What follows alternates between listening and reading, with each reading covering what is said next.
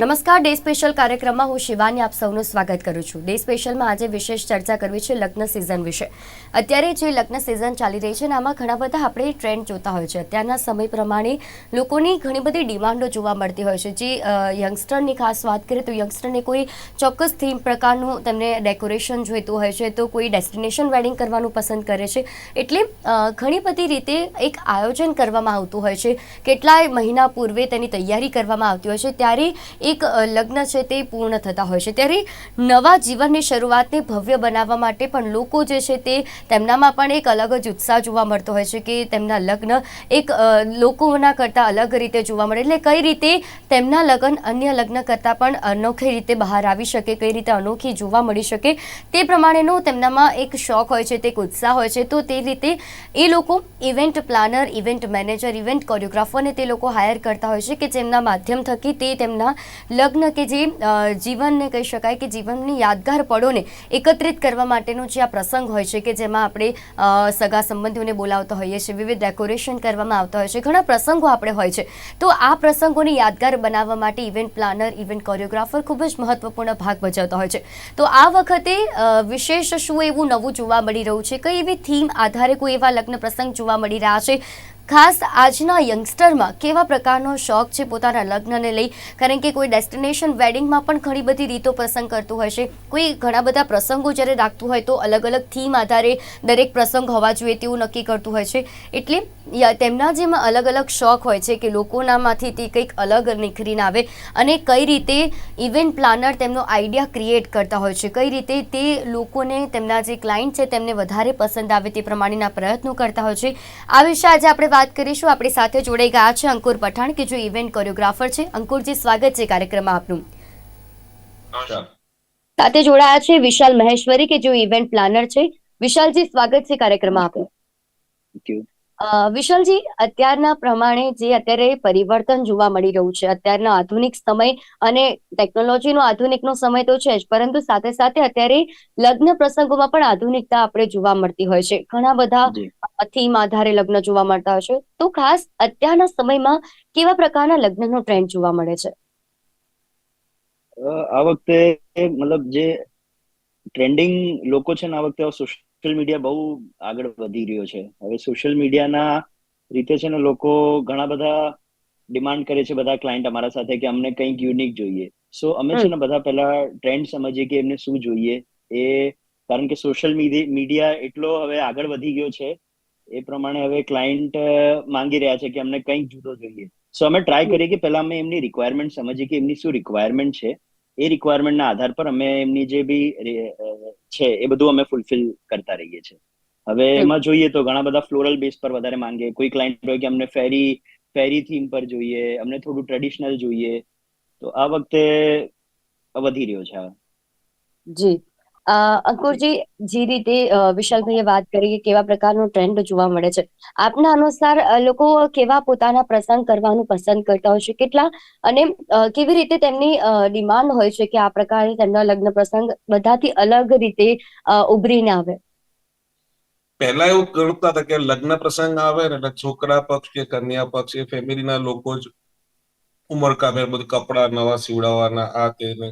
પણ મેં અત્યારના જે નવામાં જે ક્લાયન્ટની વાત કરી કે ભાઈ ડેસ્ટિનેશન વેડિંગ બી કરવાનું, એક તો બહાર ઉદયપુર કે ત્યાં ડેસ્ટિનેશન વેડિંગમાં બી જવાનું, પ્લસ નાવ કંકોત્રીમાં કે સોશિયલ મીડિયાના જે વોટ્સઅપ મેસેજ થી સાંભળવાની જે આઇટેનરી આખી જે મોકલવામાં આવે છે એમાં એ બી લખવામાં આવે છે કે આ દિવસે આ ફંક્શનમાં આ કલરના ડ્રેસ પહેરવાના, આ રીતના ડ્રેસ પહેરવાના છે.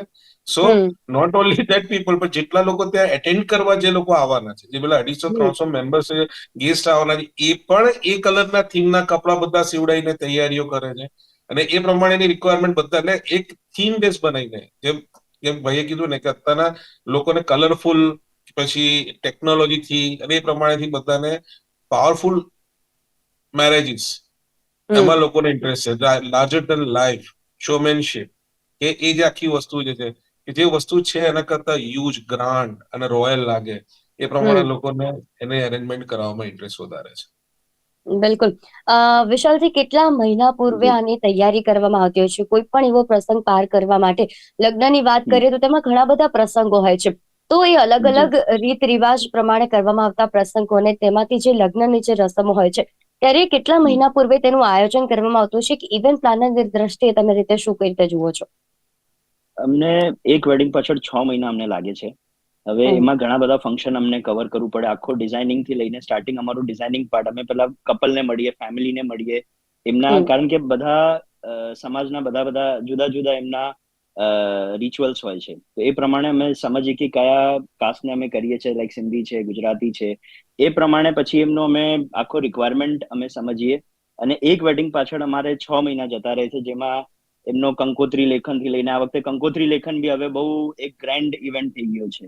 તો હમ કંકોત્રી લેખન થી લઈને પછી એમનો જે ડેસ્ટિનેશન હોય, જે વેન્યુ હોય, સપોઝ લોકલ કરે એ લોકો, આઉટ ઓફ સ્ટેશન એ લોકો ડેસ્ટિનેશન કરે, ત્યાં પછી અમે આખો ડિઝાઇન કરીએ. ડિઝાઇનિંગ પાર્ટ જ અમારો બહુ ટાઈમ ટેકિંગ થઈ જાય છે. પછી સાહેબે કીધું એ રીતે કે એમનો વોર્ડરોબ આખો હવે ડિઝાઇન અમે કરીએ, કે પહેલાથી અમે 2 મહિના પહેલાથી જ અમને RSVP થી સ્ટાર્ટ કરવી પડે છે કે કયા હમ ગેસ્ટ ક્યાં આવવાના છે, એમનો અરેન્જમેન્ટ થી લઈને એમને શું પહેરવું છે, એમનો વોર્ડરોબ પ્લાનર અમે ડિઝાઇન કરીએ, એમનો આખો હમ ફંક્શન આઇટનરી અમે બનાવીએ, શો ફ્લો બનાવીએ, વેન્યુ પર વિઝિટ કરીએ, વેન્યુ પર અમે જઈને ત્યાં અમે આખો લેઆઉટિંગ કરીએ કે કયો વસ્તુ ક્યાં પ્લેસમેન્ટ રહેશે. પછી કપલનો શું આઉટફિટ છે, કપલનો આઉટફિટ મેટર કરે છે અમને ડિઝાઇન કરવામાં. તો કપલ શું પહેરશે, એમનો આઉટફિટ, ગેસ્ટનો આઉટફિટ, અને એના પછી અમે ડેકોર ડિઝાઇન કરીએ, એમનો શું કોન્ટ્રાસ્ટ પર જશે. પછી બિલકુલ. ઘણી બધી વસ્તુઓ છે કે એક વેડિંગ પાછળ અમારા 6 મહિના આરામથી જતા રહે છે. એટલે નાનામાં નાની વિશાલભાઈ વસ્તુઓને ધ્યાનમાં રાખવી પડે કે ક્લાયન્ટને કઈ એવરી રીતે ડિટેલ્સ, તે યસ. ગમે. અને જી જી કોઈ જી. પણ નાનામાં નાની વસ્તુ હશે ને તે પણ લગ્ન પ્રસંગમાં ચાર ચાંદ લગાવે તેવી હોય છે, અને એટલા જ માટે બિલકુલ. જેટલું બારીકાઈથી કામ કરવામાં આવે તેટલું જ એ લગ્ન પ્રસંગને અનોખી રીતે બહાર લાવે છે, અનોખી રીતે ઉભરીને લઈને આવે છે. અંકુરજી, કેટલી જે સમયની તો આપણે વાત કરી કે કેટલો સમય લાગતો હોય છે, પણ કેટલા લોકો આની સાથે સંકળાયેલા હોય છે, કારણ કે એક ઇવેન્ટને હું પાર જસ્ટ કરવા એ માટે ઘણા બધા હું લોકોની મહેનત જોઈએ. વિશાલભાઈ જયારે વાત કરીને પાછળ એ સૂર પુરાવા જતો હતો કે જે દરેક વસ્તુ જે આમાં બને છે, હમ કે કન્ટેન્ટ આખો જે ક્રિએટ થાય છે, તો એ કન્ટેન્ટ ક્રિએટ કરવા પાછળ હવે પ્રોફેશનલ વેમાં દરેક હમ એજન્સી એમની પોતાની ક્રિએટિવ ટીમ નાખી નવી બનાવી છે, કે જેમ એમને કીધું ને કે દરેક કઈ કોમ્યુનિટી છે, કે હમ સિંધી છે, કે ગુજરાતી છે, જૈન છે, દરેકના એ પ્રમાણે રિચ્યુઅલ્સ પ્રમાણેનું સર્ચ કરી અને એ પ્રમાણેનું બધી નાની નાની નાની નાની નાની વસ્તુઓ, ઝીણવટ વાળી વસ્તુઓ પણ એમાં ઇનોવેટિવ વેમાં ક્રિએટ કરવામાં આવે છે. તો હમ એ ધ્યાન આપીને એના પર આખું વર્ક, એ એકની પાછળ એક પ્રોજેક્ટ પાછળ. હમ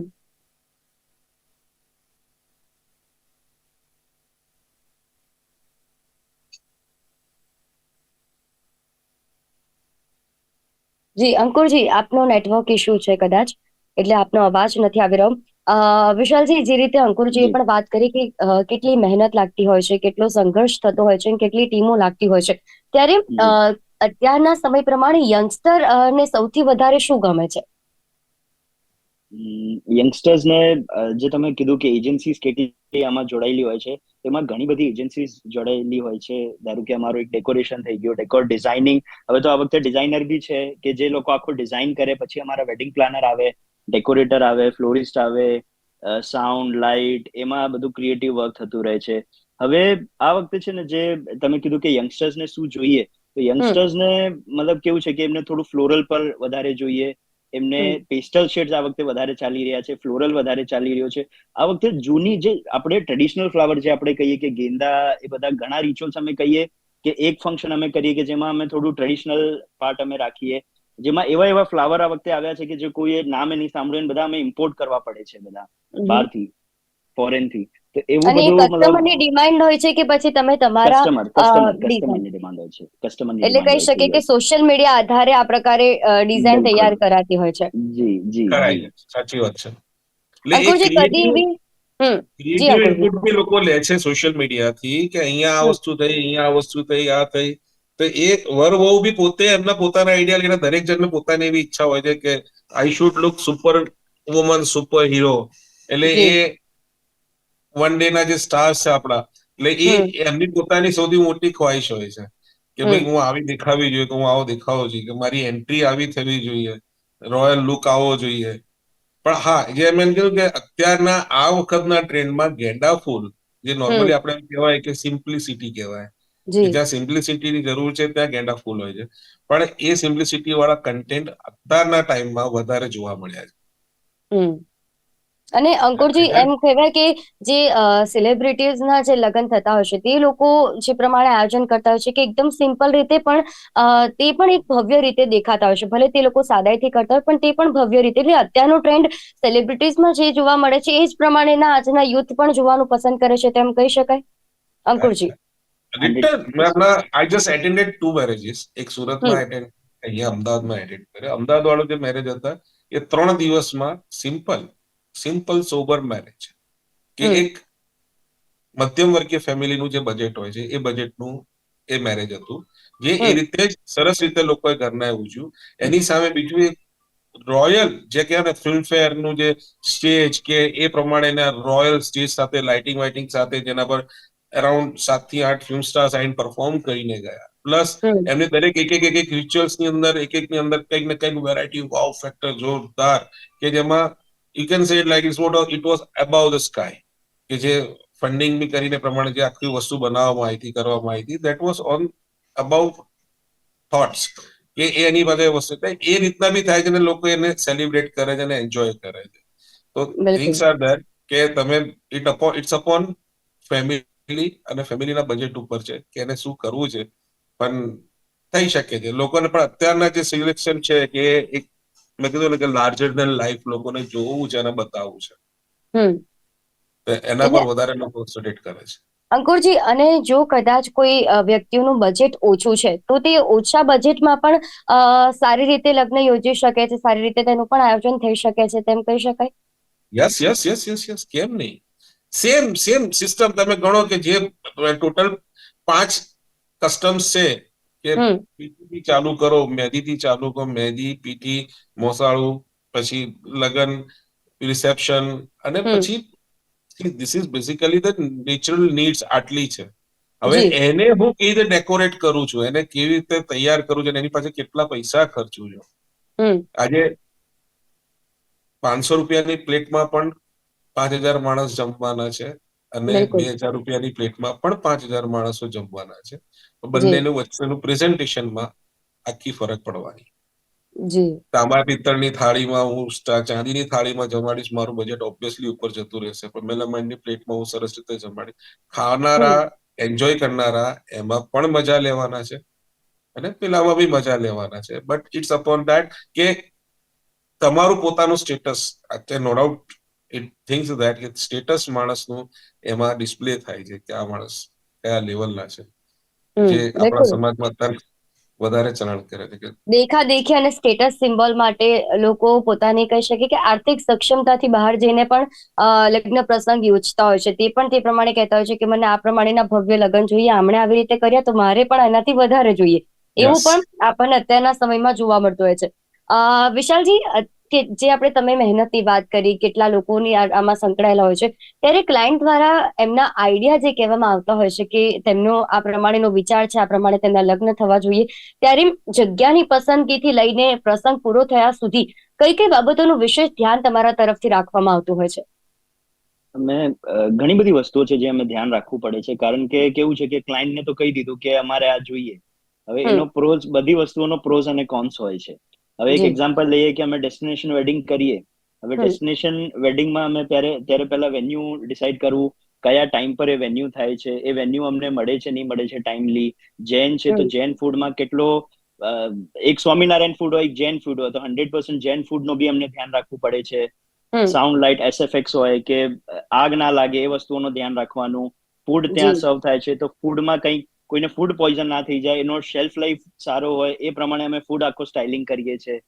હમ તો સાઉન્ડ છે તો સાઉન્ડ અમે પરમિટમાં કરીએ, જે સાઉન્ડ લિમિટ છે એ લિમિટમાં અમે કરીએ, એ વસ્તુનું અમે ધ્યાન રાખવું પડે. રૂમ અમને ટાઈમ પર મળે, કારણ કે બધા હોટેલના રૂમનો એક ટાઈમ લિમિટ હોય કે this is the check in time અને ચેકઆઉટ ટાઈમ. એ હમ પ્રમાણે ઘણા બધા ગેસ્ટ હોય કે અર્લી આવી જાય, તો એ બધી વસ્તુઓનું ધ્યાન રાખવું પડે અમને, કે એ લોકો ટાઈમલી આવે. અગર એ લોકો જલ્દી બી આવી જાય છે તો અમને કેવી રીતે એમને મેનેજ કરવું. સો નાની ડિટેલિંગ છે ઘણી બધી, જે સેફટી પર્પઝ આવી જાય.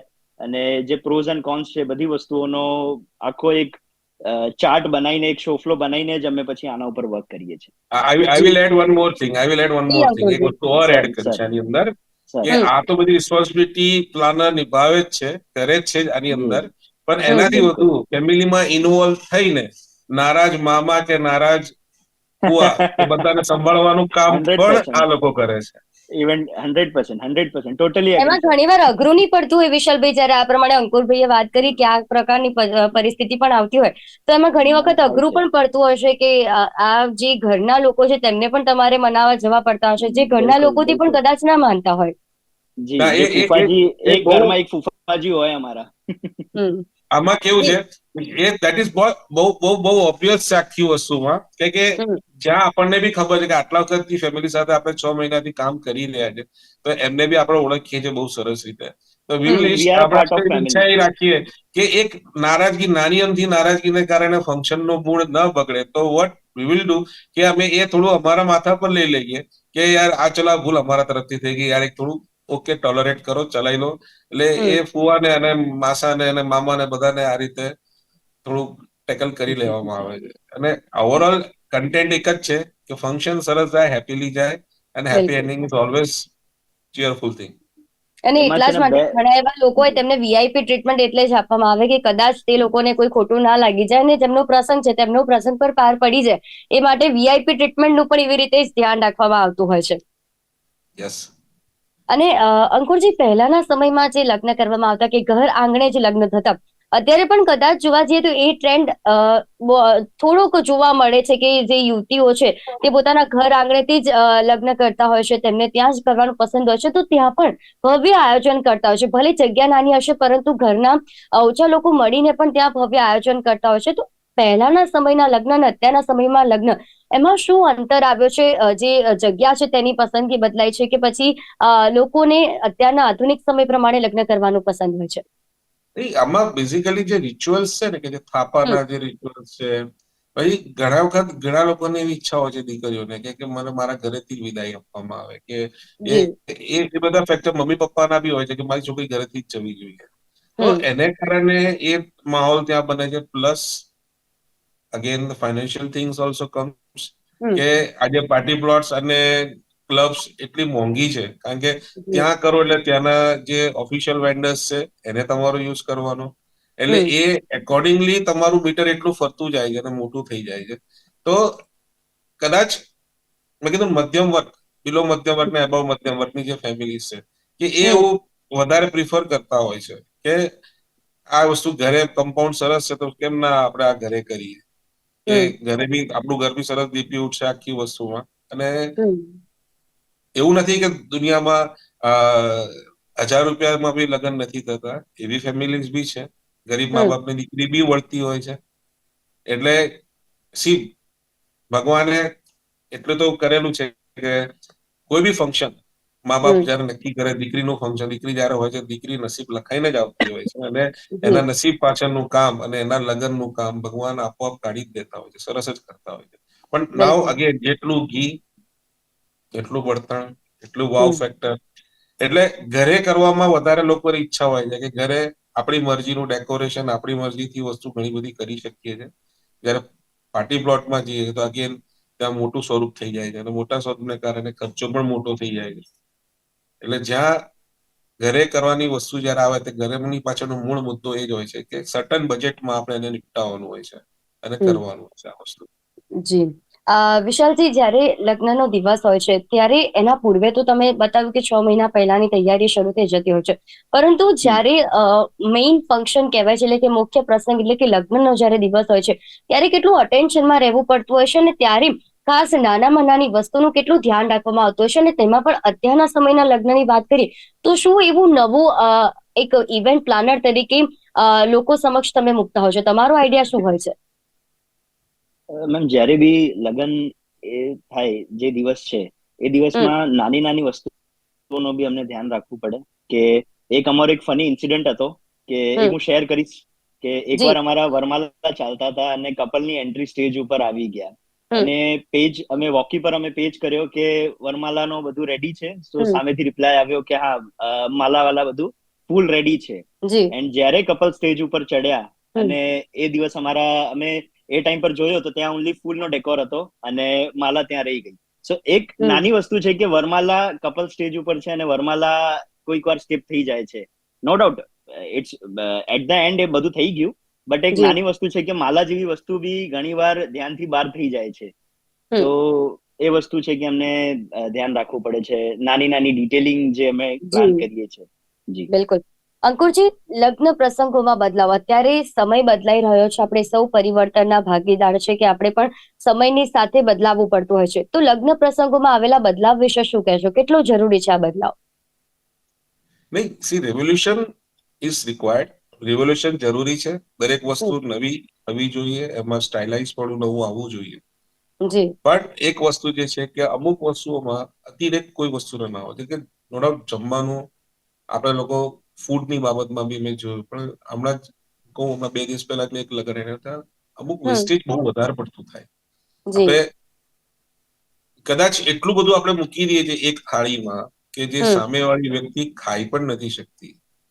તો આઈ ડોન્ટ થિંક સો કે એ બધી તમે ડેકોરેશન કરો, કપડા સરસ બધું બનાવો, પ્રેઝન્ટેશન, થોડુંક જમવાની બાબતમાં મારા હિસાબથી થોડુંક ધ્યાન દેવાની જરૂર કે એ વેસ્ટેજ નહીં જવું જોઈએ.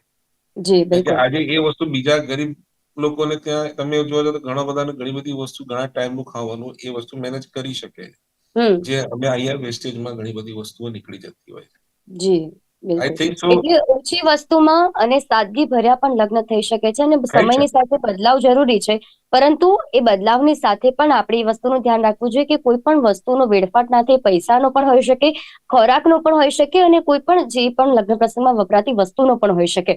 અને કરેક્ટ. જે રીતે આ બંને જણાવ્યું કે કઈ રીતે આજના ઇવેન્ટમાં લગ્ન પ્રસંગો કેવા જોવા મળતા હોય છે, યંગસ્ટરની ખાસ શું ડિમાન્ડ હોય છે અને કઈ રીતે તેનો આઈડિયા ક્રિએટ કરવામાં આવતો હોય છે, જાણીને ખૂબ જ આનંદ થાય છે કે આ પ્રમાણેની વસ્તુઓ પણ સાથે સાથે લોકો અત્યારના સમયમાં પણ પહેલાના સમયમાં જે ટ્રેડિશનલ વસ્તુઓ ઉપયોગ કરવામાં આવતી હતી તે જ વસ્તુનો ઉપયોગ હવે પાછો એ જ ટ્રેન્ડ આપણને ફરીથી જોવા મળી રહ્યો છે. આ બંને અમારી સાથે આ વિશેષ ચર્ચામાં જોડાયા તે બદલ આપ બંનેનો આભાર. Thank you. તો જે રીતે ડે સ્પેશિયલમાં આજે આપણે વાત કરી કે લગ્ન પ્રસંગમાં જે બદલાવ આવી રહ્યો છે, પહેલાના સમયમાં લગ્ન થતા હતા અને અત્યારના સમયમાં જે લગ્ન થઈ રહ્યા છે, આ બંને વચ્ચે અંતર એ છે કે લોકોની જે ચોઇસ છે તે બદલાય છે, એટલે પસંદગી બદલાય છે કે કોઈને ડેસ્ટિનેશન વેડિંગ કરવાનું પસંદ છે તો કોઈ ઘર આંગણે પણ ભવ્યથી ભવ્ય લગ્ન કરવાનું પસંદ કરે છે, પરંતુ ઓછા બજેટમાં પણ લગ્ન થઈ શકે છે. તો એ વસ્તુનું ધ્યાન રાખવું કે લગ્ન જ્યારે કરી રહ્યા છો ત્યારે કોઈ પણ જગ્યા આપણે પસંદ કરીએ છીએ, પરંતુ વધુ પડતો કોઈનો પણ વેડફાટ ના કરવો જોઈએ. પૈસાનો પણ હોય, ખોરાકનો પણ હોય, અને ઘણી બધી રીતે આ વખતે જોવા મળે કે રોયલ થીમ આધારે લગ્ન જોવા છે, તો કોઈને સાદગી પ્રમાણે પણ ભવ્યથી ભવ્ય લગ્ન કરવા છે, તો ઘણા બધા ટ્રેન્ડ જોવા મળી રહ્યા છે.